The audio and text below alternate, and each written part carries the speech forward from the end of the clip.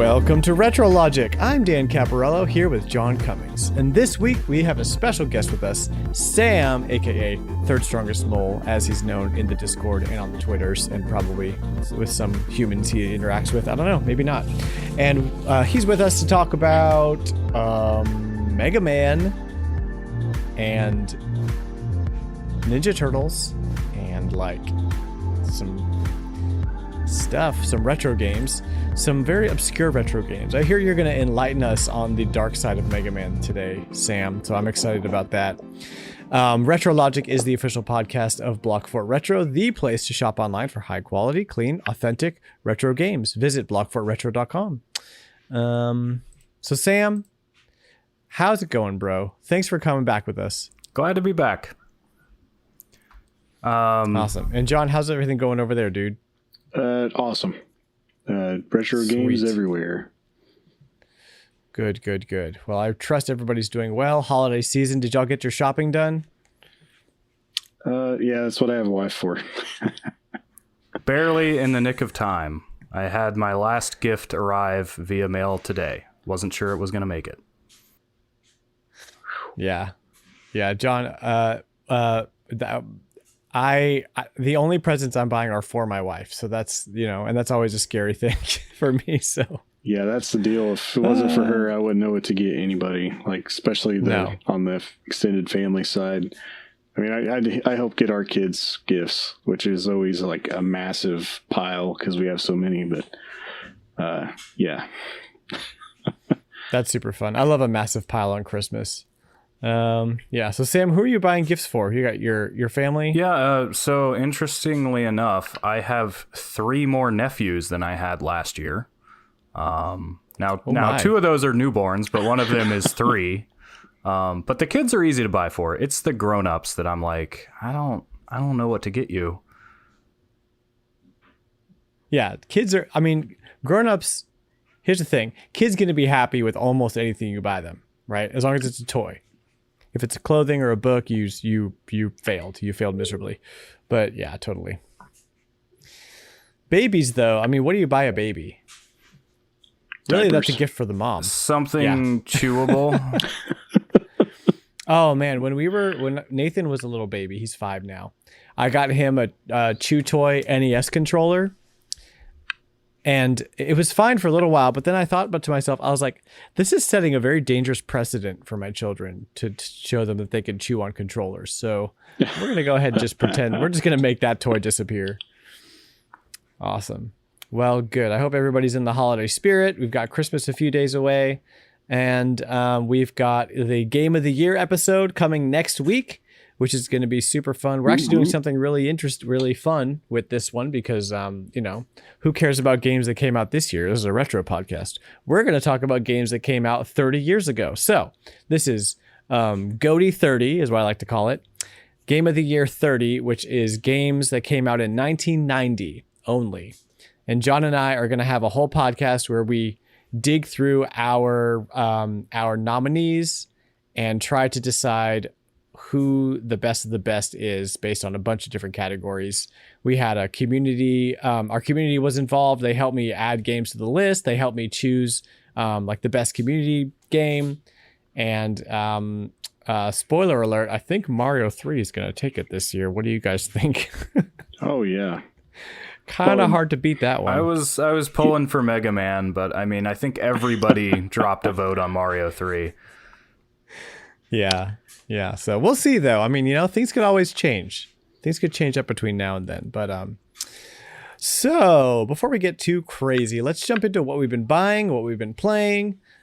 Sam, you have quite a list here, so I'm gonna let you go first. And you're the guest, and we just love you in general. So go ahead and jump into what you bought and what you played this week. So yeah, there's 2 retro games I bought, and the first one is Plok. Everybody is buying Plok. If you don't know what Plok is, you are missing out. It's just one of those things. Everybody in the channel was talking about Plok for some reason because it's just one of those games that it was a pretty good game, and you're just like, oh yeah, Plok. I haven't thought about Plok in some time, and then we just all and I'm like, wait a minute, I never owned Plok. I played Plok, I don't think I got very far, but I never owned it. So I just pulled up eBay and I was like, how much would this cost me? Oh, like $10.99. Nobody else bid on it. So I bought Plok for $10.99 plus shipping. Before we all bought Plok, I don't think it was very highly sought after. Yeah, now everybody's going to be like, why is there no Ploks available anymore? I should try to buy some of these. The price charting price is around 18, 17. I got mine for 15 shipped, so I'm happy about that. I'm not complaining at all. I think I got mine for 18. Since, yeah, I mean, Sam, you and I are similar in the way that just anything obscure or weird or just flat out like, what is this thing? Like, I'm all about. I want to own it. I want to know everything about it. It's interesting too, because Plok is a game that actually got like some pretty significant backing from Nintendo back in the day. Like, I was just like Googling stuff, and there was like a comic where Plok was like racing Mario. And I remember I had a Mario Paint handbook that told you how to reproduce different like Super Nintendo sprites, and one of them was Plok. You know, it had like Street Fighter characters in there. It had like Mario, of course, and Yoshi. But it was like, here you go. Here's a pixel map of how to draw Plok in Mario Paint. Nintendo published it in Europe. Which is cool. I mean, Trade West published it in North America, which is weird, but that's the one. Didn't this get published by a different publisher in every region? Yeah. Because it was Activision in Japan. Yeah, that's what I was. I remember too. What a weird thing. Nintendo was pretty instrumental in a lot of the Dragon Quest games getting to North America, because they were published by Nintendo here. And I think they were self-published by Square Enix in Japan. Sorry, I got things falling over here. But yeah, it's interesting how those things happen.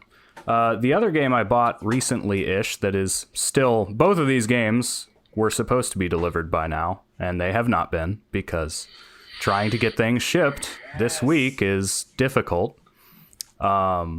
But the other game is Nights in the Nightmare, which I don't know if either of you have heard of this. And I'm not sure why... What system is that for? The Nintendo DS. And I'm not sure why I remembered this, because I remembered thinking about getting it when I bought a DS. Because I adopted the DS late, so I was kind of looking at like what games are new, but I was also looking at what games have I been missing out on. And I wound up favoring the games I'd missed out on that, you know, I was catching up. And this was one that I just saw reviews for, and I was like, this looks interesting. It is a strategy RPG shmup. You play as a wisp that goes around, and it sort of acts like a cursor that you control with the stylus, and it goes around controlling these different like spirits of warriors that have fallen.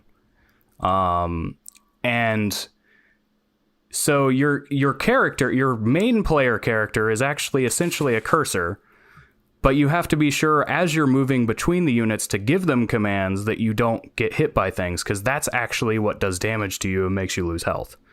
So I don't know much about it beyond that. It's just very unique, very complicated as well. Who published it? Atlas. It is technically part of a series of games that are very loosely connected, and the only thing they seem to have in common is they are all very weird RPGs. The other game I have heard of in that series is called Yggdra Union. That's Atlas's MO though, isn't it? Yeah, but this is like games. Specifically like, no, this was too weird to be part of Persona or Etrian Odyssey. Like, this is just its own like experimental team. So I'm kind of excited to check that out if it ever gets here. All right. Sounds fun. I'm going to have to look that one up. Yeah, it was okay. So what did you $24 about. So it's kind of expensive for a DS game. Yeah, for a DS game. This was actually in box too. And I saw ones that were the cartridge complete. that were Okay. about the same. So I was like, oh, this is a good deal. Because I don't usually go for complete in box if it's gonna save me money to just get a cart. I'll do that. But That's how I ended up with Chrono Trigger on the DS, was because the complete in box versions were way too expensive. So I found a cheap one that was a cartridge only, and guess what? It works. So what did you play this week, Sam? I know you were in some Mega Man 2. so obviously Mega Man 2 was what the die told us to play this week. And of course I fulfilled that. I defeated Dr. Wily and all of his robots. I have also come back to Star Wars Knights of the Old Republic 2. I remember some time ago I was playing Knights of the Old Republic 1, and I finished that.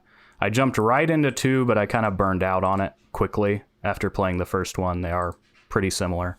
But I think just having Mandalorian just wrap up, I was in the mood for more Star Wars, and I remembered I still have a save, and I'm like a third of the way through the game. So I pulled that up, and fittingly enough, went to the planet where you recruit Mandalore. Ooh. Sweet. Right on, man. I love me some Knights of the Old Republic. It's been a minute since I played it. The interesting thing too, and if you want to get back in and you're cool with Steam, is that they re-released both games on Steam, but 2 and not 1, strangely enough, is fully compatible with achievements as well as the Steam Workshop, which makes modding a 2, lot but not more 1? accessible. Yes, 2 only and not 1. Okay. But that makes the mods a lot more accessible if you're not somebody who likes to go into the directory and figure out how to install mods manually yourself. And that's kind of a big deal, because if you remember some things about 2, it had rushed development, it had some bugs, it had a lot of cut content, and there is a mod that's been around for a while now that aims to fix some of those bugs and restore some of that content, called the Restored Content mod. So I have that installed. I can't really tell exactly how much it changes. I know it adds like a lot of just different dialogue options just to kind of fluff out some of the characters and things. That's the main thing. But it's just kind of cool that you can install these different mods now, and it's so much easier than it was before. That sounds awesome. What's up next? So the other 2 retro games I have here are Fire Emblem Shadow Dragon and The Blade of Light, which technically is a new release, but this is the original Fire Emblem finally officially translated for us English speakers. And it's been interesting. I think you've been playing too, John. Yeah, I have. I bought the collector's edition. Showed off a little bit of it in the Discord. Yeah, I did not get the collector's edition. That's kind of just me right now. I don't have a shelf to show off. So I just kind of collect experiences, and that works digitally enough. I know that might be a naughty word here, digital, but oh no, it takes all kinds. Hey, not everybody can collect everything. Sometimes that's the only way to play something. So I do not knock you for that. So I'm a Fire Emblem non-believer. I don't know what you want to call it. I had my experiences and I did not love what I played. So my question to you guys about Shadow Dragon, etc., is playing it and playing like modern Fire Emblem games.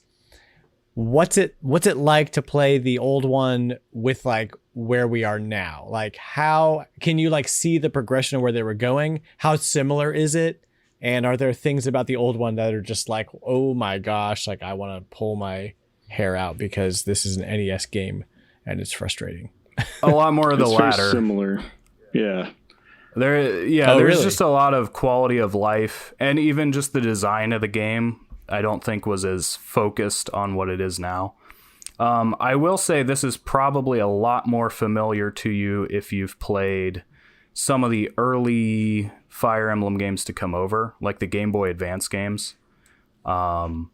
Mostly because like the recent games are a lot less about being smart on how you allocate experience points, and that's really the key to doing well in the older games, because there's a finite number of enemies, and if you level up units that aren't actually very good, you will find yourself kind of hitting a wall halfway through the game.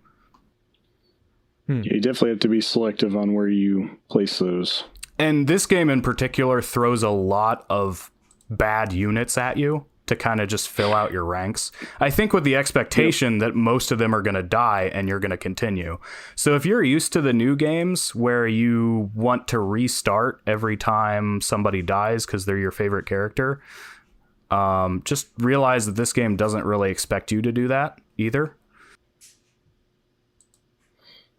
Yeah, to me, though, is there save states or rewind or anything like that? There is. So they added a rewind, They added a save state function, as well as a fast forward function, which it is a little slow. Just even going through the menu is slow.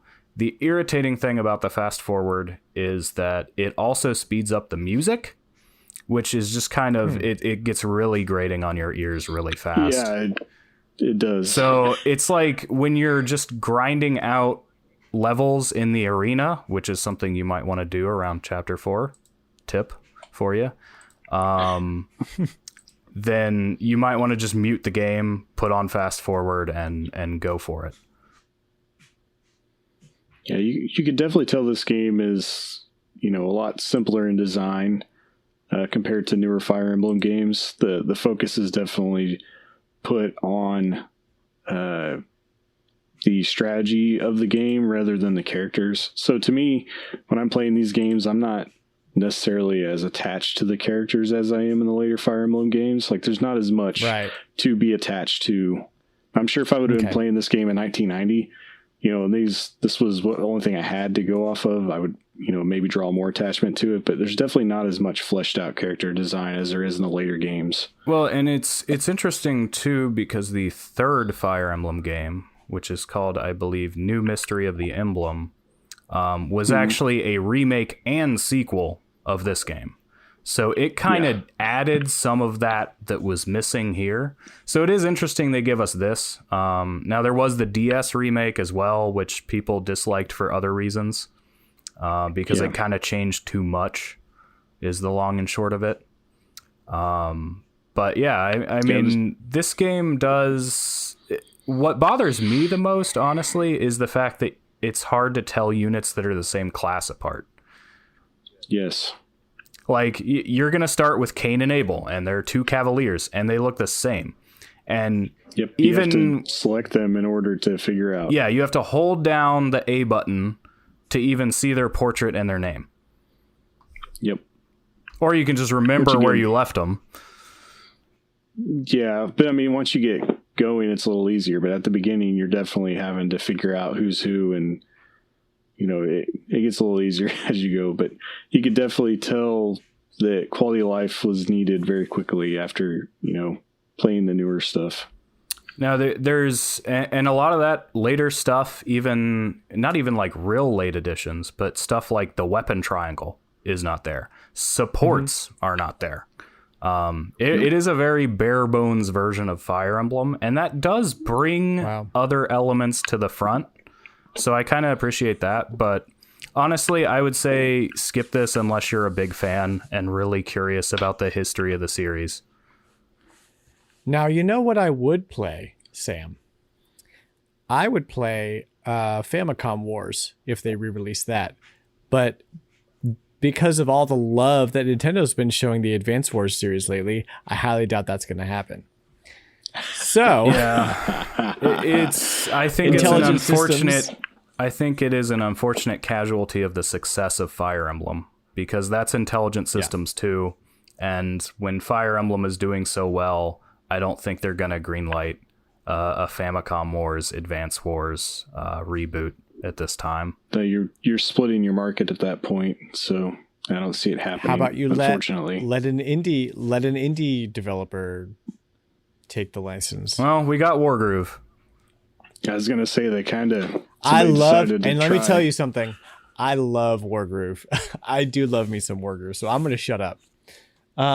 So Sam, is there anything else you want to touch on real quick before we move on to John? So the last one, I don't know if we were gonna talk about this later, but one of the games added to Super Nintendo Online. I actually checked out all these real quick, but I played through to the end of Super Valis 4. Don't really recommend doing that because the last couple levels are really cheap. Oh, Sam, thanks for taking the hit for us. Like, the gameplay is fine, and it really eases you in on the first couple levels, but, like, there's just some... I used a lot of rewind by the end, because I was just like, oh, there's only 7 stages. I just want to finish this. Awesome. Yeah, we're going to talk a little bit more about those NSO games later in the show. And so for now, John, let's jump into what you bought and what you played. So I'm just going to highlight a handful of things. I've bought a bunch of stuff, but Donkey Kong 94 for the Game Boy. Yeah, buddy. Dude, I love that freaking game. I love it. I bought Plok also, as we talked about earlier. StarTropics for the NES and Final Fantasy for the NES. And I have a quick story behind the Donkey Kong, StarTropics, and Final Fantasy. I was at a game shopping in KC, and I seen Final Fantasy kind of sticking out, and they had it in a glass case. And I was like, I asked him how much they wanted for it. So he pulls it out. It's got a price tag, says $25 on it. I was like, all right, that's about $10 undervalue, so I'll probably grab that one. I don't have that. So I see StarTropics. I don't have that either, so I have him pull that one out. No price tag. So he's just kind of sitting there with it for a minute, and he's like, well, I'll tell you what, if you buy Final Fantasy, I'll just throw StarTropics in. So so I got Final Fantasy and StarTropics for $25. That's great. StarTropics is 10, 15-ish. Yeah, Final Fantasy is about a $35 game right now. That's rad. And I even got Donkey Kong for $10, which it's almost a $15 game right now. So it's got some good deals over the weekend. Heck yeah, dude. That was funny. Yeah. No stickers equals people that don't know prices. So he was just trying to sell a game, I guess. Trying to clear house. Yes, for sure. And then what I've been playing Immortals. Finished Age of Calamity. So I needed to figure out another game to play. And when I say I finished it, I beat the story. I finished with about 50%, almost 50% of the content done, which was higher than what I expected after hearing all the commotion about how many quests there are in this game. I didn't think that I'd put 50% of them down. So I figured that was a good stopping point after completing the story, so I could move on to something else before I pull all my hair out. And I'm loving Immortals. It's definitely way, I kind of went into Immortals with almost little to no expectations at all.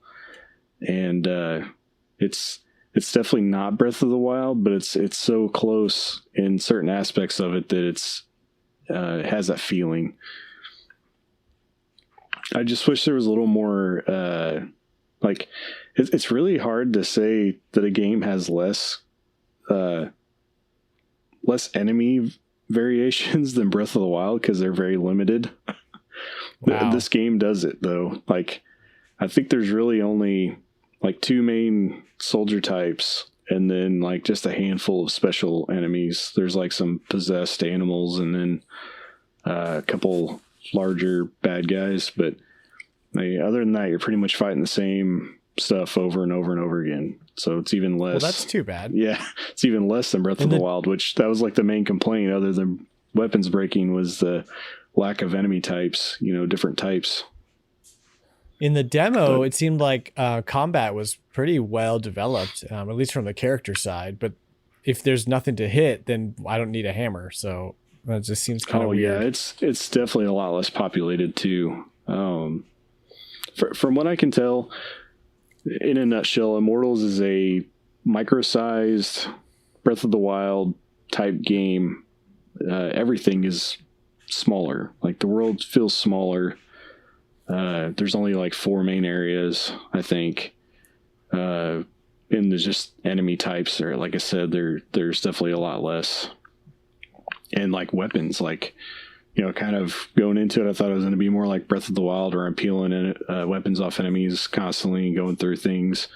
I think I've probably almost 10 hours in and maybe only have like 2 different swords, 2 different axes, and maybe 3 bows. Like, you don't get weapons very often. You have to find them in chests and stuff. But I don't know. They kind of took their own twist on the game, and you know, it's definitely its own thing, but it's still a lot of fun. I'm enjoying it. The combat's definitely pretty smooth. It's not as clunky as I first thought. Like, getting in and figuring out all the systems definitely helps. But yeah, other than that, I started Shadow Dragon. I haven't made it very far in yet, so what we discuss will probably cover what I've done. So yeah, what do you got on here, Dan?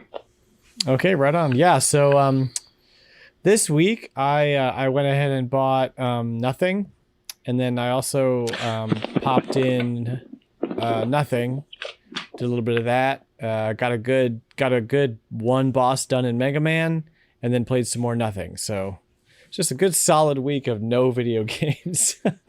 No, I don't know what happened, honestly. Like, most of my game time is in the evenings, and my evenings, I just crashed out, you know? And then I've been waking up early to work on the store and to do some other things.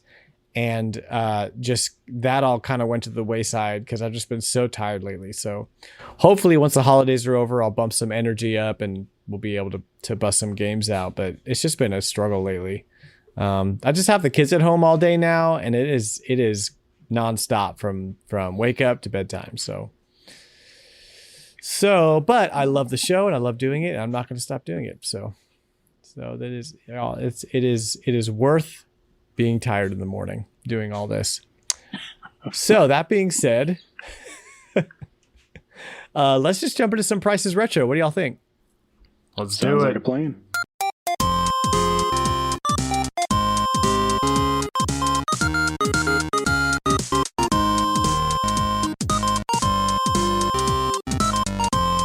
So, if this is your first time playing Prices Retro, let me remind you of the rules.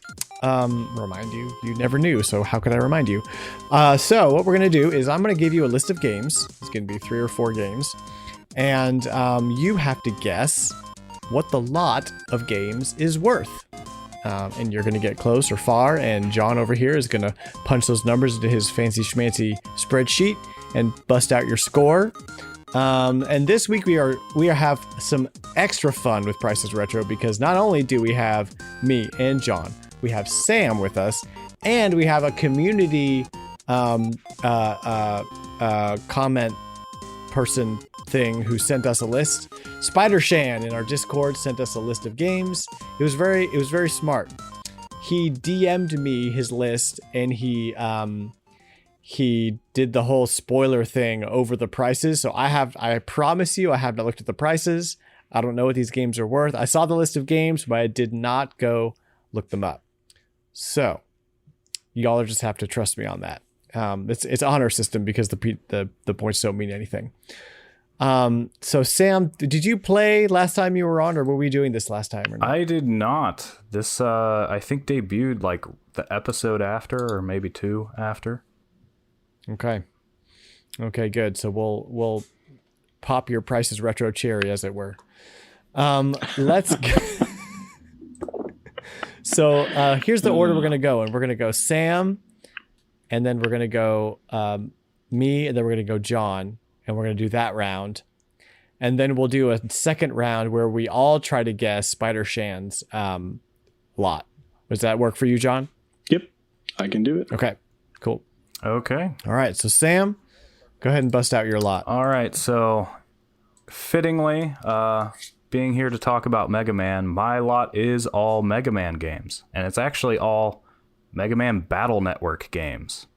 So I've got 4 of them for you here. Mega Man Battle Network 1, loose for the Game Boy Advance. Mega Man Battle Network 3 White, loose for the Game Boy Advance. Mega Man Battle Network 5 Double Team for the Nintendo DS, loose. And Mega Man Battle Network 6 Cybeast Fowler, loose. What is that for? The Game Boy Advance, sorry. Yeah. So the interesting thing is that 5 got both versions put together, released on the DS, and that was just 5. All the other games are for the Game Boy Advance. Nice. Man, I am totally lost with these.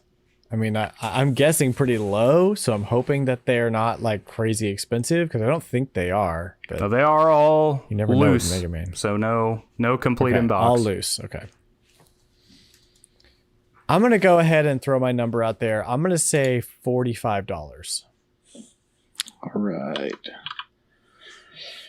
I'm going to say 65. 45 and 65. Do I give away the total now? Okay. Do total now, and then we'll do your entire list Gotcha. after. All right. The total is $143.52. Oh, wow. Oh my gosh. Loose? Yeesh. 2 of them are worth a lot more than the other 2.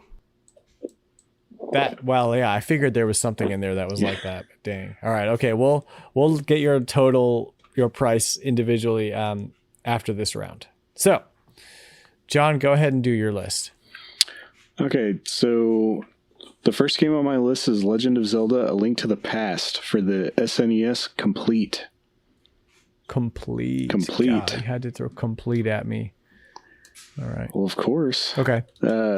Wario Land 4 for the GBA, loose. Beyond Good and Evil for the GameCube, complete. And Shining Force for the Sega Genesis, loose.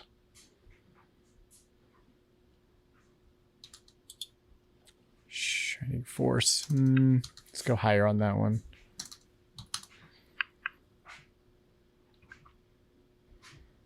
Okay, so my price for you, John, is $230. All right. Sam, you got yours? Now that I've heard yours, I think I'm low, but I'm 155. We should. I'll stick with my gut. All right, so the total price of my lot is $222. So Dan was almost on the money. Whoo! I knew for a fact at least 2 of those what they were worth because I just priced some of them out. Man. Sorry, Sam. Right. That's So after you do yours, Dan, we're just going to do the bonus round at the end and it'll just go into the total. Okay? Oh, okay. Yeah, that makes sense. Yep. All right. Okay. So up. mine is Sin and Punishment, Star Successor for the Wii, complete. Excuse me. Sin and Punishment for the Japanese N64, cartridge only, $56. I decided to go with that one because it's a pretty, of all the Japanese N64 games, it's one of the most prolific in North America. So I figured that would be okay with you guys. Hopefully you know what that is. Legend of Dragoon for the PS1, complete. And Ape Escape for the PS1, complete. And, okay. I'm going to say 150.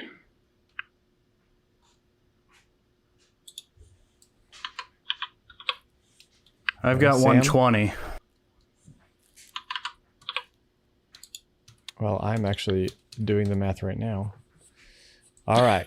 The total price, sorry, I was slightly unprepared. $142 for this lot. So you guys were both really close. Are y'all familiar with Sin and Punishment at all? Yeah, I have Sam, the Wii. you probably are. I have the Wii game. Yeah. Yeah. Did none of you have the N64 cartridge? That did not release outside Japan, right? No, but it circulated through America pretty well because it was very popular and easy to play. You didn't have to do any reading, so it's like Star Fox. You just kind of shoot stuff. Yeah, I did not have that one. I was aware, but didn't own it. Mm-hmm. Cool. All right, so let's do the bonus round with Spider Shan's list, and we'll do the mass total. So I'm going to play along too. I only have the list of games, and then I'll reveal the total at the end once we've all guessed. So we have, this is all Super Nintendo games, all loose cartridges, he says. Okay. The first one is Yoshi's Safari. The next one is Killer Instinct. The third one is Final Fantasy III, North American Final Fantasy III. And the last one is Lufia and the Fortress of Doom.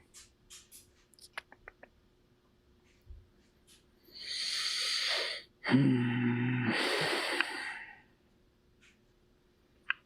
going to say 75. Okay. Sam? 110. And we are kind of all over the place here. My guess was 170. All right. John, let me know when you're ready for the total. I'm ready. Spider Shan's total lot is $121. I was the closest. So, yes. Nice. Congratulations. For that was round. great.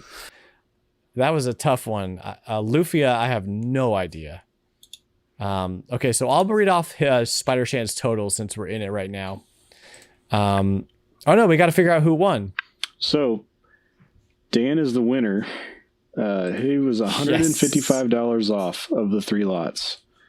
I came in a close second at 161 off from the 3 lots.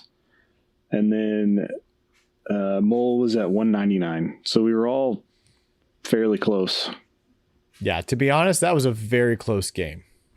There's no shame in being third, right? No, hey, you did better than Nick Metzger, so. Yes, you still haven't taken the worst Price's Retro game from him. Awesome. So here are Spider Shan's total, his game value. So Yoshi Safari is $10. Killer Instinct is $11. Final Fantasy III is $50. And Lufia is also $50. I went way over on Lufia because I thought that was one of those like Earthbound, Chrono Trigger level RPGs, but it is not apparently. That actually kind of lines up with what I was thinking. I figured the first 2 were not going to be much, and the last 2 were going to be most of it. I just had them both at around like 40 something. Man, these games have gone up like a lot just this year because, I mean, I think I bought Final Fantasy 3 for SNES for $35 this last year. Well, 2020. So this year still. Everybody's staying home playing video games. Yeah, Killer Instinct was a $8 game when I bought it. I think also this year, last year. So yeah, they're going up like everything. You have to keep up on the prices for sure. I had 2 copies of Killer Instinct in my store, and they both sold at $15. So that's crazy. You know, that was free shipping, but yeah, of course. So Sam, let's do your individual game totals just to get a good idea of what we're working with. All right, so Battle Network 1 is $58.47. Battle Network 3 White. Oh my gosh. Is $18.99. Battle Network 5 Double Team is $21.06. And Battle Network 6 Cybeast Falzer is $45. I can't believe the first Battle Network is that high. Now, That's the crazy. thing is, and I thought about doing this, but I'm like, this is just silly. And it's because like only one transaction was posted on price charting. But the complete prices for those games are just really wacky. Because you look at 6, and it has 2 versions. And one of them is 45 loose and the other is 38 loose. Not too different. Surprising there's even that much of a difference between them. But then you look at the complete in box, and the one that was 45 loose is 65 complete, and the one that was 38 loose is 110 complete. Yeah, but there's only probably a couple transactions. I mean, it's probably those transactions were from very different times, too. Yeah, so that could be it too. Yeah. You really have to look at the sales to see, or do like a completed listing search on eBay to get like a true price. But price charting is what we use for the game because it is nice and standardized. But yeah, prices. That was fun. That was cool, Sam. What were you saying, John? I was saying prices are fluctuating a lot right now too, so it's definitely a good way to keep a nice average value on it. It is interesting. I imagine things will settle down after COVID. It's interesting looking at those games like that had two versions. Like, oh, I wonder why this one is selling for more than, is it because it was more popular or less popular than the other version? Right. Like with Pokemon games. Yeah, I got Dan good on Pokemon Black version 2 1 week because it has just skyrocketed. That still boggles my mind. They are crazy. It's like expensive. $80-something for a loose copy right now. Amazing. Okay, John, let's do your list of games. All right, so the Legend of Zelda: A Link to the Past for the Super Nintendo complete is worth $117 right now. And I passed up on a $55 copy complete in a box over the weekend I should have bought. I have the game already, but I don't have a complete copy of it. I did not know it was this valuable. Yeah. Me neither. Actually, I think that was my guess, but it's only because I have been looking at some boxed games recently, and everything seems to be skyrocketing right now for boxed stuff. So, yeah, I was very under on that one. I underestimate the value of the box. The box definitely raises prices, especially on any cardboard boxes on games N64 and back. They definitely boost that price. Well, because cartridges, it's easy to keep them without keeping the box.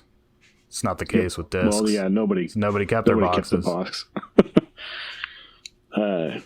So the second game on my list, Wario Land 4 for the GBA loose, is $19. Yeah, the that's about third right. game, Beyond Good and Evil for the GameCube complete, is $45. Last game, Shining Force for the Sega Genesis loose, is $41 right now. Oh, it's pretty hefty. Yeah. Okay. Cool. So let me do... I did Spider-Shan, so I'm going to do mine real quick. So, Sin and Punishment Star Successor for the Wii complete is $19. I'll actually have a copy of that going up in the store this week or next week. I got one in, so it's in really good condition too. Sin and Punishment Japanese N64 cartridge only, $56. Ooh. $56, which is high for a 64 game, especially a Japanese one. Yep. It's because it was so popular for collectors in the US when it was out. Legend of Dragoon for the PS1 complete is $39. And Ape Escape, one of my favorites, Ape Escape for PS1 complete is $28. Yeah, buddy. So, that is the Prices Retro. And next up, we are going to do our crossplay discussion all about that Mega Man 2, baby. Now, full disclosure, hold on. That's my dryer. He's upset at me right now because he's like, why aren't you in bed? I'm like, listen, dryer, I got a podcast to do. So, Mega Man 2, full disclosure, I got exactly one boss through this game, not because it wasn't amazing, because I am a Mega Man fan now, but because of lack of time. Just honestly, totally ran out of time. So So we're going to rely on you guys mostly for your impressions in comparison to what we played previously. And I have quite a few little community reactions to read here once we're done with our discussion. So first of all, you guys, my question to you is, we played 1, we played 6, and then we went back and played 2. So I want to see what your impression is based off of your 6 to 2 experience. It seems like 2 looks a lot more like 1, just visually, and like the lack of polish, and there's not like a huge like anime sprite of Mega Man in it. But it just seems way more playable than 1 was. That was just my like early, like very brief impressions from what I played. What are y'all's takes on that? I'll let you go first, Sam. I mean, that's kind of the case. I kind of see the biggest leap as from 1 to 2 versus I think 2 really like stepped up to the level of what all the other games were. Like 1, you didn't see a lot of these like big fancy sprite enemies. Like 2, you have like Bubble Man's level where you've got like the big angler fish for you to fight. You've got Woodman's level with the big dogs that breathe fire at you. And those like big almost mini boss enemies weren't really a thing in Mega Man 1. And they kind of became a staple from 2 on. Yeah, I mean, 2 is often held up as the best game, so I go back and forth. Sometimes I like to say it's Mega Man 3 is better, but really it's whatever one I played most recently. So this week it's Mega Man 2 is the best one. Right. Yeah, I definitely agree. It seems like the largest gap is probably between 1 and 2. There's just so much. It's a stark difference. The level design is way more improved over the first game. The first game seems like it's a lot of very simple moving pieces in there that you have to do, where the second game puts a lot more things together going in. Definitely going from the 6th game back to 2, you can see where they almost like try to overdo it in some things. Like there's a couple levels in 6 where there's multiple mini bosses on the way, and like I really like the progression of 2 a lot better than 6. That saying all that, I only made it through Bubble Man, so I made it through Metal Man, Airman, Crash Man, and Bubble Man. So I made it about halfway through the robots. I didn't have enough time to put in. I definitely plan on revisiting as soon as I can, but definitely enjoyed 2. It was definitely a breath of fresh air over the first one, and something different than 6. Yeah, a lot of the community they were just hyped to play this game, and at least 2 people, one of them including Marty, I forget who the second one was, might have been you, Sam, just played it in one straight, just beat the game in one sitting. Just sat down, played it, beat it, was done. Which to me is amazing, being a Mega Man rookie over here. Yeah, but I mean, Marty just said his comment for the community reaction was greatest retro game of all time, full stop. Well, I'm surprised that you can start playing Mega Man 2 and actually put it down. Well, yeah, I mean, my time constraints kind of forced me to, but when I played the other ones, I would play through a boss, then I'd put it down, then I'd pick it back up, play through another boss, put it down. That's just kind of how it was. I played them. And then Togo Bob in the community reactions just laughing at Marty, saying, Marty, especially on the TurboGrafx 16, because he was trolling Marty. So there's a little nod to our community. Yeah, I mean, I play them the same way that you do. I know a lot of guys that are big Mega Man guys that can sit and just blast through this thing. They know all the levels inside and out, know all the secrets to taking out the bosses. So yeah, it's just a sit down and play through. For somebody that doesn't know the levels and doesn't know, has to figure out the strategy for each boss, like it's a brand new one every time. Definitely it's taxing for me to do more than 2 bosses even in a sitting. Oh man, it's just so much concentration, especially, and I kind of feel like, in a way, here's the thing about Rewind. In a way, Rewind is a godsend, right? Because like, there's no way I'd get this far in any of these Mega Man games if not for Rewind. On the other hand, it takes another level of concentration when I'm using Rewind to like, especially the way they did it in Mega Man in the Anniversary Collection, because you can rewind to any frame, you know, and like you have to like pick up your controller immediately when you let go of the rewind button. There's no like pause or anything. So you know, you have to like, especially when you're fighting like a really hard boss, you have to rewind to a very specific point and let go and be able to react fast enough. So you're almost making the work harder for yourself in a way, even though the blessing of Rewind is there. And that takes a lot of concentration, like sitting there for, you know, like just like a lot of retro games do. So at my old age, having one sitting and trying to go through all 8 bosses in one go would be really, really hard, especially my lack of knowledge with the game. So John, you're totally right about that. Yeah, it's hard. Yeah. And I mean, we grew up in that generation of platforming perfection of games. We've watched, you know, we've become a lot more lax with the types of games that come out nowadays. So going back to, and they're way more forgiving. Yeah, going back to pixel perfect platforming is very hard to do whenever you've kind of made your way out of it and haven't revisited in so long. Yeah. Unless it's something like Donkey Kong Country for me, which I have sat down and beaten that game in one sitting before. So yeah, I don't think anyone's calling Donkey Kong Country pixel perfect platforming either. Some of those later levels, though. I mean, yeah, you could blast through the first half of the game easy, but some of those later levels get kind of rough.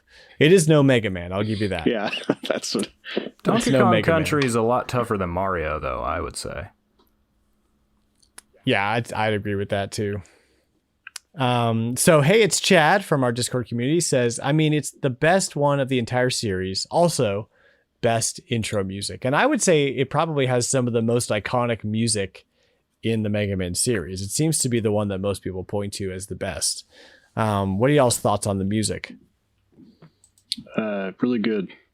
I really like the music on this game. Yeah, I mean, that's one of the things that kind of stands out to me on Mega Man 6 is I play it and I immediately can't remember any of the tracks. And some of that is like, you know, obviously I've played 2 a lot more times than 6, but it like even after like the second time I played Mega Man 2, I was probably at the point where if you played a snippet of one of the stage themes, I could tell you which boss was at the end of that level because it just sticks in your head. It's just so good. And I mean, you look at you know, go to like OC Remix and look at, you know, what Mega Man songs get remixed, and Mega Man 2 is heavily featured. Mega Man 3 is pretty heavily featured as well. Yep. Amazing. That's just a very popular one to cover for sure. I remember what are they called? I don't know. It was a band, they did like metal covers. But yeah, the ones that you guys showed on our Discord, we have a community channel for music, and there's a lot of Mega Man covers shown right there right now. So Adrock, my brother from the same mother, he says, by far my favorite Mega Man, iconic music, easily the best soundtrack of all of them. Maybe shouldn't say by far because Mega Man 3 is close behind. So he's a huge Mega Man 3 fan as well. And then Spider Shan, who gave us the Prices Retro games today, he said, only got a chance to beat the Robot Masters this week, but I always like returning to the game. I was never as good as my friends, but I was never as good as my friend, singular, but I remember watching him play to completion. I think the first time I beat it was with a Game Genie, of course. I finally beat it years later without the help. Now I'm using save state, so I guess I've come full circle. No shame there, dude. I've done the same thing. ROFL, the music is spot on and some of the most memorable at the time next to Mario and Zelda. I have a hard time deciding if I like this one or Mega Man 3 better. Yeah, that seems to be a common difficulty with people in the community is 2 or 3. So, hey, maybe we'll roll 3 today and we'll find out. Because all we've got left are 3, 4, and 5, right, John? Yep, that's it. And we're only gonna do one more roll. Yep. Because next week we've got the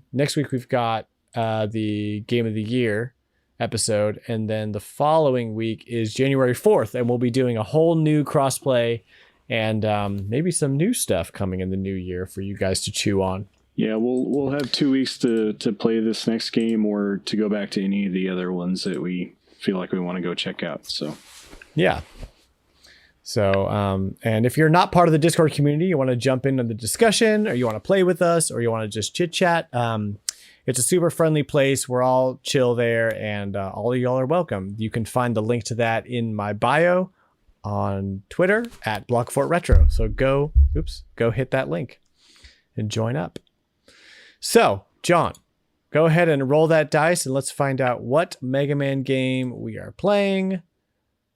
Alrighty, here we go. Next week. 3. It is 3. Yes. Okay, cool. This is the showdown, I had to regenerate it 3 times because it kept jumping back and forth between 1 and 2. And then the next one to pop up was 3. Nice. Perfect. Okay. Mega Man 3. We'll see y'all in 2 weeks to talk about Mega Man 3, and then we'll talk about our new crossplay games. So that was fun. That was good. Let's jump into a little breaky. Go get yourself a sandwich or a snack, and then come right back because we've got This Day in Gaming, where we're going to dive deep into some Teenage Mutant Ninja Turtles Hyperstone Heist. And we're going to chat about all those beautiful, lovely, delicious Nintendo Switch Online games. You do not want to miss it. We'll be right back.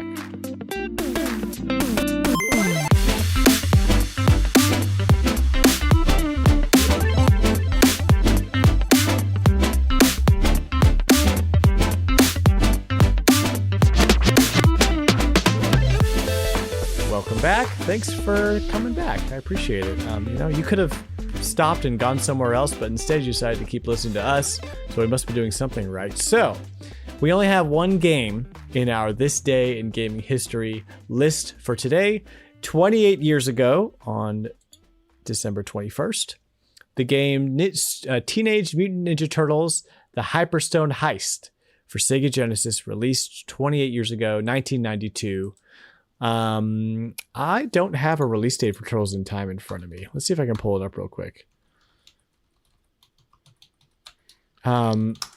So John and Sam, neither of you played this game, right? No. Yeah. So it's just me. Okay. So Turtles in Time for the Super Nintendo was a March 1991 release.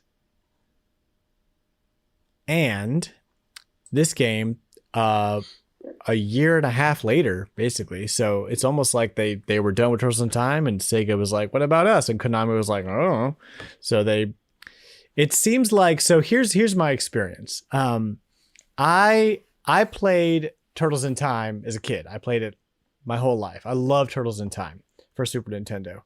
I didn't play Hyperstone Heist until much later. I was working at a game store, and I don't think that I knew this game even existed. I mean, I also had a Sega Genesis growing up, but I didn't know there was a Turtles game for it. Had I known, probably would have bought it. So we popped it in. I was working at the game store. This is probably in 2005. Popped it in, played it for a while. It is, I mean, aside from how the music sounds, it's very difficult to tell that this is even a different game, really, aside from like the settings, right? It is a Super Ninja Turtle. It is a Teenage Mutant Ninja Turtles beat 'em up from beginning to end. The characters feel the same. It plays the same. Some of the bosses are different, and it does have kind of a cool mechanic in it where you play. You're the first half of the game, you play, or actually it's most of the game, you play like a normal Turtles game where you're beating guys up and you fight the bosses or whatever. And there's different settings they go through. There's like a whole like dock and like a pirate ship thing, and they do a bunch of cool stuff with the settings. Then you kind of hit this point in the game where you do like a boss rush mode, where now you have to beat every boss you've beat up until that point, except now they're in like Hyperstone mode, so they're like a lot harder. So that's the place where I stopped playing. But I did go back and I watched some playthroughs of people who are way better at video games than me to try to get like the full experience. I was unaware that the Shredder battle at the end is heralded as one of the most impossible to beat 'em up bosses of all time, because he's like Hyperstone powered up Shredder, you know? And I don't know if you know anything about Ninja Turtles lore. The Hyperstone is this just like this rock from Dimension X that gives you like unlimited power. You can like do whatever, you know. And so in Hyperstone Heist, the story is Shredder shrinks Manhattan and captures it. And so he has Manhattan hostage, and he's going to hold it hostage to take over the world, or he's going to use the stone to do other stuff or whatever. He's a crazy guy. So the battle at the end with Super Shredder is just impossible. I mean, he's teleporting all over the place. He fires stuff at you. You can't physically move fast enough to like hit him. So you kind of have to know where he's going to be. It takes a master. I never fought it myself because the boss rush mode destroyed me. It is, I mean, as good as Turtles in Time is, that's about as good as Hyperstone Heist is up until the boss rush mode. And then it becomes an impossible, you know, hit your head against a wall game. It holds its own price wise. I mean, it's as expensive as Turtles in Time, just because Konami beat 'em ups were that good back then. And I would say the music is better. It's the same. I mean, it's the exact same compositions. It's just that the Sega Genesis had an advantage over the Super Nintendo as far as like music sound and different, you know, they just had a much wider range of sounds available to them, I think. I don't really know the science behind it. I just know the Sega Genesis sound card was like badass. So yeah, that's my short and long take on Teenage Mutant Ninja Turtles Hyperstone Heist. You both are pretty well versed in Turtles in Time. Would you play another version of Turtles in Time just with different levels? I mean, if I had it available, yeah. So maybe it's the nostalgia, but I feel like I might just be like, oh, I'd rather just play the one I know, you know. It's funny because you bring up Turtles in Time, and there was this GameCube Ninja Turtles game that included a remake of it. And it was kind of interesting because it was the full Turtles in Time game. What game is that? I think it was just called like Teenage Mutant Ninja Turtles 3 or something. We had it on the GameCube. I'm pretty sure it was on PlayStation 2 as well. It might have had a subtitle of some kind. The actual GameCube game was not great. It was based on the 2003 Ninja Turtles cartoon after they rebooted them then. But it had this version of Turtles in Time in it, and it let you play 4-player, which you can't do on the Super Nintendo game. Teenage Mutant Ninja Turtles 3 Mutant Nightmare. That sounds familiar. Yeah.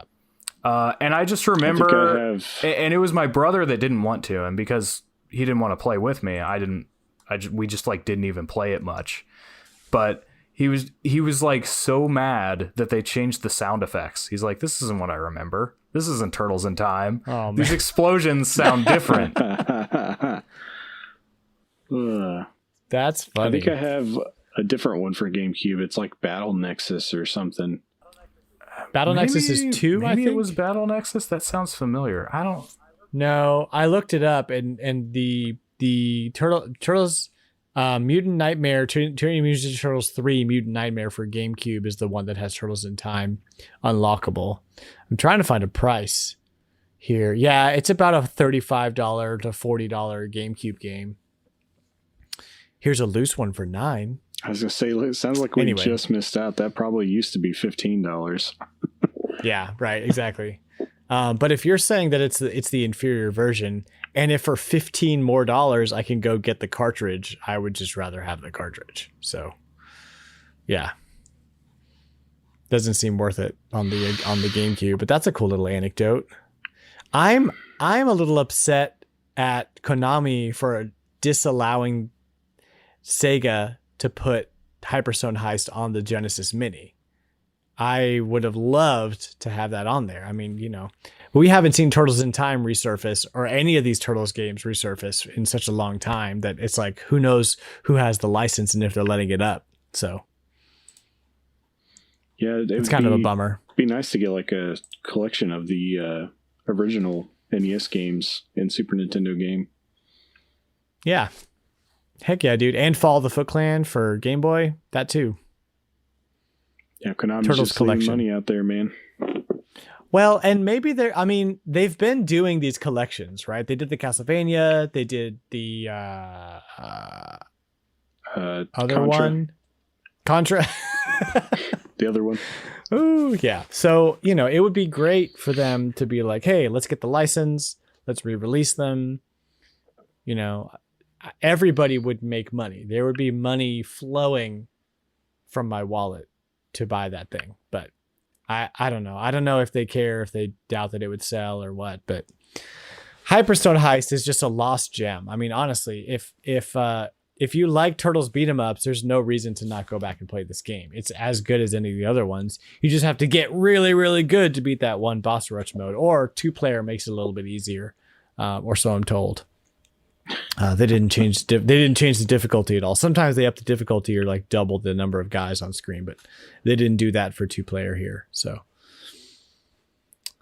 yeah. Also, I hate the 3-button Genesis controller. I hate having 3 buttons in a row. It's not good design. It's bad controller. I'm not a fan. So that's the other problem. The other problem I have with Hyperstone Heist is the controller you have to use to play it.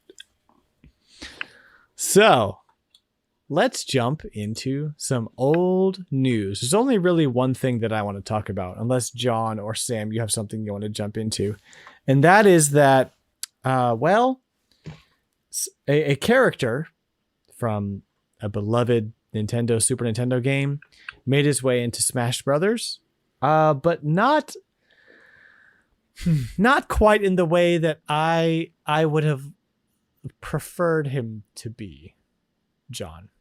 We're talking about Geno from Super Mario RPG, Legend of the Seven Stars, which is one of my favorite games of all time. And Geno, being such an iconic character from that game, and being one of the top requested characters to be in Smash, is now a very, very off-putting looking Mii fighter costume. Yeah, the face is bad. Well, which is highly, highly disappointing. This Mii Fighter costume was in Smash Bros. 4 as well. It just took a while for him to come back for Ultimate, I believe. Oh, that's right, huh? They did this. Still, it's not what anybody wanted. They did the same thing with the Mega Man. Not what anybody wanted. They did the same thing with the Mega Man costumes. They didn't come back right away, but eventually they did. I don't know if that's a licensing issue. They had to renegotiate some things or what. I don't know who owns Geno. All I know is I want more Geno. I want a Geno game. Give me a Geno game. Okay. Give me Super Mario RPG 2, just Geno. That's what it's called. And I love it. I would think that he's a Nintendo-owned character still, but I'm not 100% sure. Yeah. I don't know. That whole relationship was so weird back then. You never can tell. So that's it. That's all I have for news. I just wanted to complain about Geno not being in Smash Brothers. But we got Sephiroth, so yay. I know people are hype about it. I'm just not. It's not fine. One I would have picked, but I actually have been enjoying playing him. Just his play style works well for me. So there's that. I hear he's fun.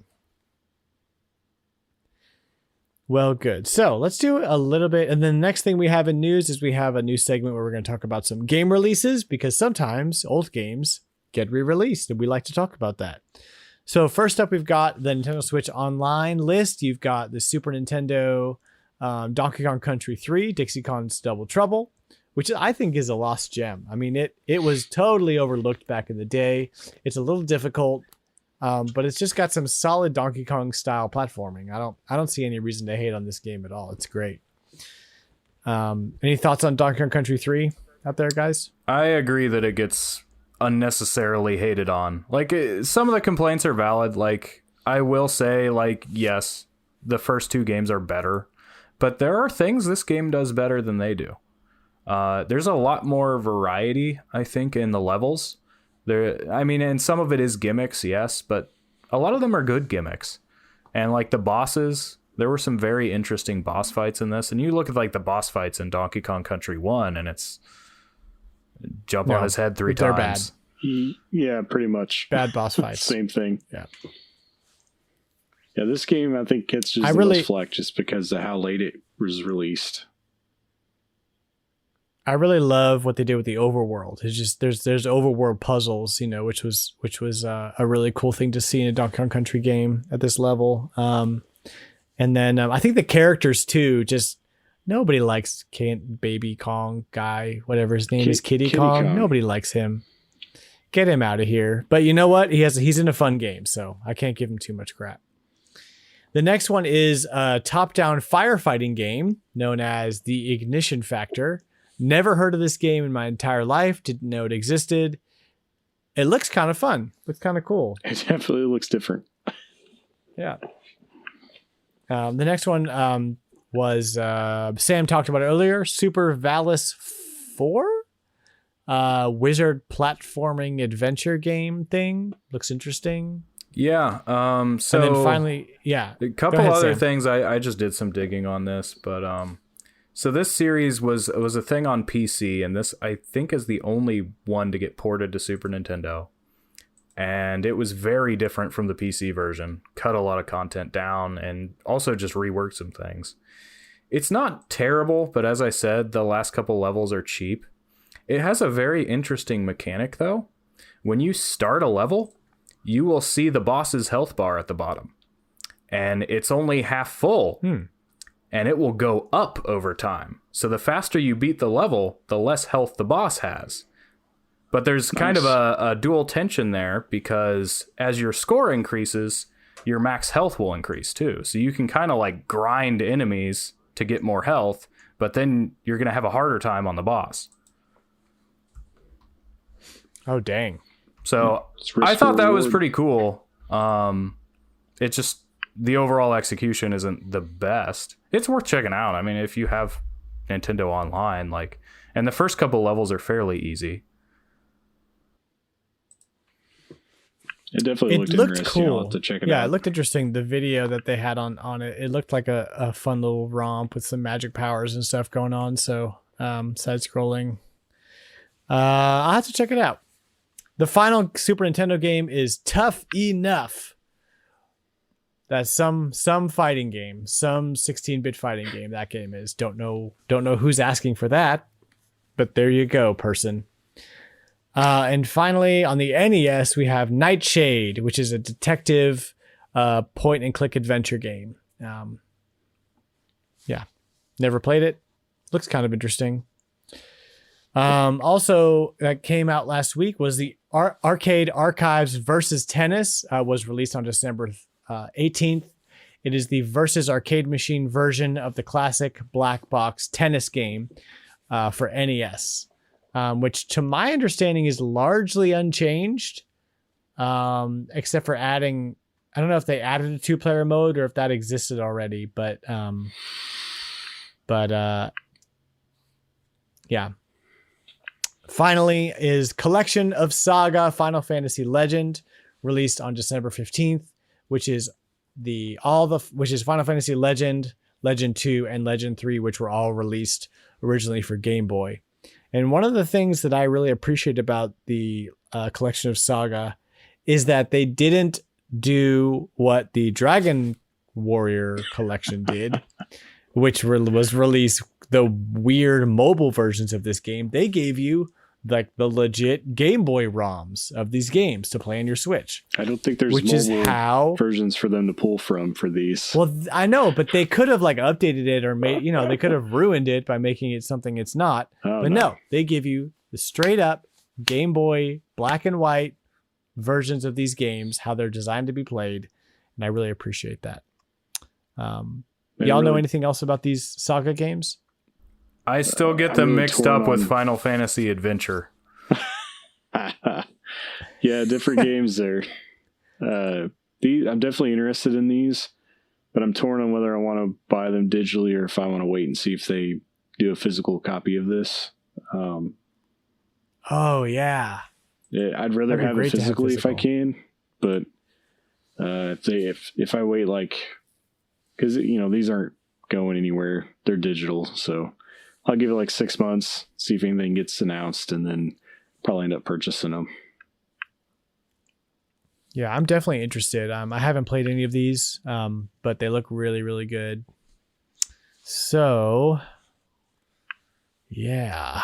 Well, guys, that's just about does it for this episode. I do want to talk a little bit about next week, which is our special Game of the Year 30 episode. It will not be a normal episode, so there won't be any Prices Retro or news or anything like that. We're just going to do our nominees and winners for the Game of the Year awards. Just John and I chatting about it. If that sounds like something you want to listen to over your Christmas break, I would love to have you there. And then we will resume with your favorite RetroLogic content on January 4th. Happy holidays. There are a few changes coming in January, which we are going to talk about at a later date, and you will find out about those if you listen or if you're on our Discord, which again, you can find as the part of my bio on Twitter at BlockFortRetro. Sam, man, dude, it is always a pleasure having you on. You're such a wealth of knowledge, and I really appreciate that about you. Is there anything you want to tell the nice people or mention before we duck out of here? Just happy to be here. Come join the fun on Discord. You can see all the horribly photoshopped Plok memes that I put together for everyone. Oh, they're fantastic. And Plok became the unofficial mascot of that Discord server. We added Plok emojis, like animated Plok emojis. There's the Plok market with the stonks going up emoji. Yeah, it's a great time. And now that all three of us own the cartridge, that can be our game for January, which that's not going to happen. Don't worry. You don't have to buy a copy of Plok yet. I'm going to try to figure something out with that, but we'll see. And then John, anything else from you over here? I was going to ask Sam, did you have any, with the Mega Man going on here, did you have any experience with any of the, like Mega Man Legends or the Misadventures of Trombone? Not much. I remember renting Mega Man 64 and deciding I didn't like it. The controls just felt weird to me. And it's very much, that is a genre of game a bit more outside my wheelhouse, because it's sort of a mix between a adventure game RPG with maybe a little bit like a third-person shooter, but I've heard there are people who are very into it, and oddly enough, I was thinking about trying to get back into the series because Mega Man Legends, right before Mega Man died, Mega Man Legends 3 was announced, along with a couple other Mega Man games. And I was like, oh, I'll get Mega Man Legends 3, and if I like it, I'll go back and I'll play these games I never got around to playing. But yeah. Yeah, somebody mentioned it on Discord, and I didn't have any experience playing these games. I didn't have a PlayStation when they came out. But I didn't know if you did, so I figured I'd ask and clear that up. But apparently we are all uninformed on the RPG series of Mega Man. So unless it's Battle Network. Up. Yeah. I do love Battle Network. That'd be a fun That'd be a fun crossplay to do Mega Man Legends / Mega Man 64. Yeah, I think that they are all on PlayStation 3 still. You just can't buy them through the browser anymore. You have to fire up your PlayStation 3 and buy them on the PlayStation Store there. They were released on PC Discord as well. Actually, they might even be listed on Steam or GOG or somewhere. Yeah, I'll have to take a look. I know they were available on PlayStation 3. I'm fairly sure they still are. I just can't view it through the browser. So I think they're like $10. Yeah. There's also the illegal way to do it. So, but don't do that. Yeah. Yeah, I'll just throw somebody $10. I don't mind. Yeah, I mean, and if Mega Man 64 is only $35, that's not a horrible investment to make. No, so. something I'm not sure about this, but you might want to look at what the differences are between Mega Man Legends and 64. I think there is something of a consensus that Legends is the better version. I bet, yeah. Because that's probably the reason that they never ported Legends 2 to the 64. Yeah. Yeah. Sure probably thing. didn't sell well enough either. Well, one of us will play Mega Man dead. Legends and the other one will play Mega Man 64, and we'll see who has a better time. That's just how we'll do it. Well, I already bought 64, so you'll have to figure out how to play Legends. Ah, you got it. Okay. All right. I'll fire up the PS3 then. Okay. Well, thank you guys for listening to the show.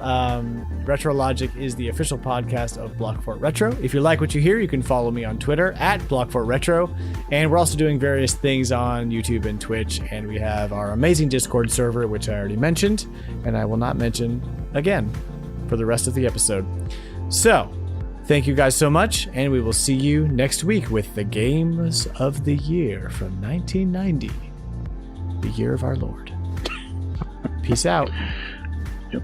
Bye now. Plok. Nice.